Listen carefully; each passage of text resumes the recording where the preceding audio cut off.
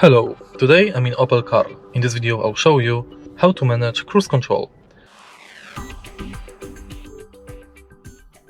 In the beginning, let's take a look at the left side of the steering wheel. Right here we've got this panel.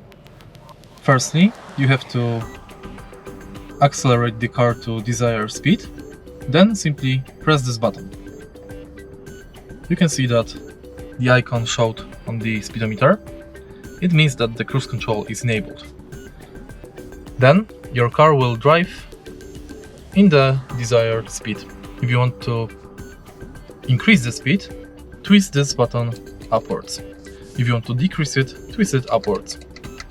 To disable cruise control, press this button again.